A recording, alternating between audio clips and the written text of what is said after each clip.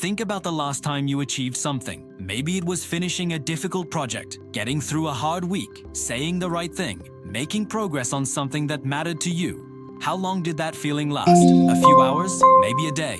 And now think about the last time you failed at something, or embarrassed yourself, or made a mistake. How long did that feeling last?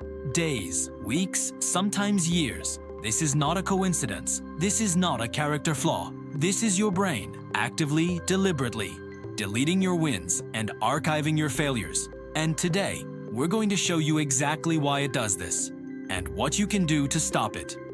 Stay until part 5, because that's where everything changes. Let's begin. Part 1, the negativity bias. Here's the neuroscience nobody teaches you in school. Your brain does not treat positive and negative experiences equally. Research shows your brain processes negative experiences with 5 times more neural activity than positive ones. 5 times. This is called the negativity bias. And it's one of the most powerful forces shaping your entire experience of reality. Every criticism you've ever received feels bigger than every compliment. Every failure feels more defining than every success. Every loss feels heavier than every gain. And it's not because you're broken. It's because your brain was designed this way by millions of years of evolution. Your ancestors who paid more attention to threats, to failures, to dangers, to what went wrong, survived longer than those who focused on what went right. The negativity bias kept the human species alive. But in the modern world, where most threats are psychological, not physical, that same mechanism is quietly deleting your wins and destroying your self-perception. Part 2. How your brain archives failures.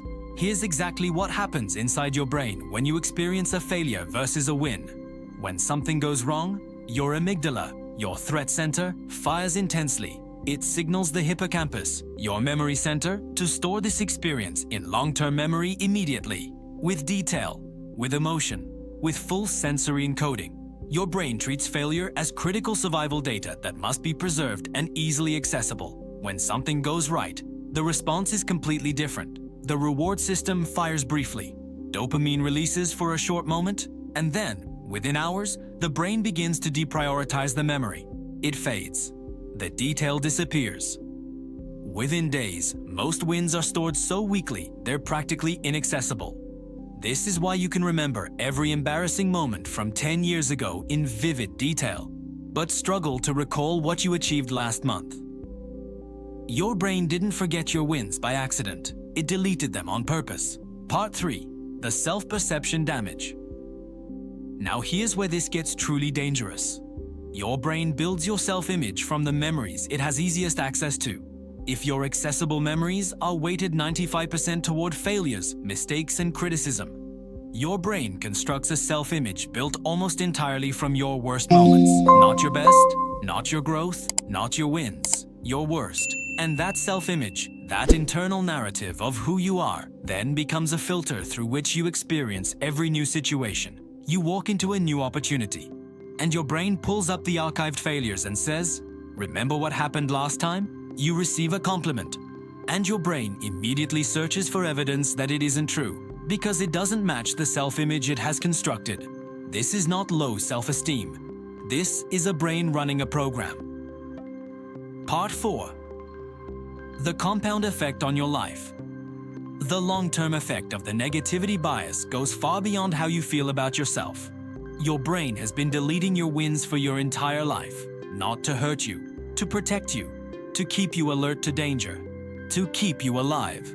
But you are not living in the environment your brain was designed for.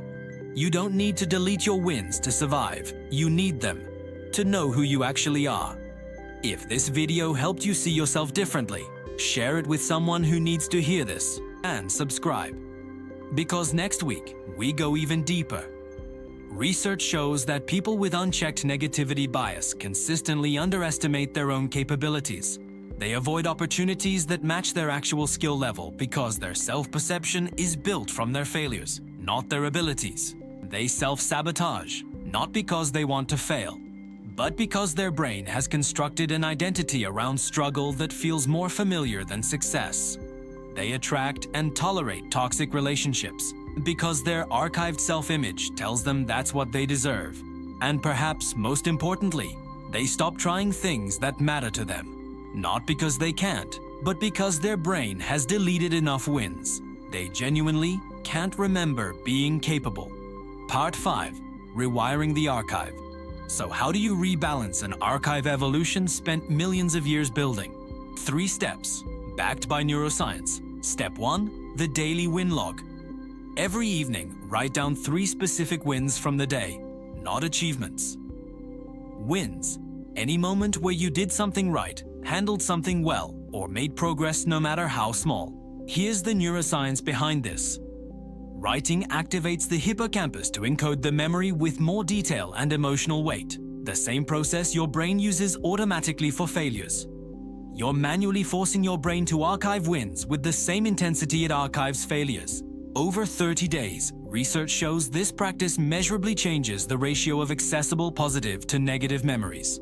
Step 2. The evidence interrupt. When your brain pulls up a failure narrative, immediately ask, what is the evidence that this is complete?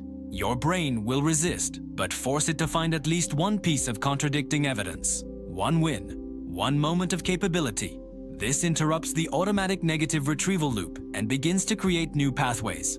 Step 3. Speak wins out loud. Verbalizing a positive experience creates an additional encoding pathway in the brain.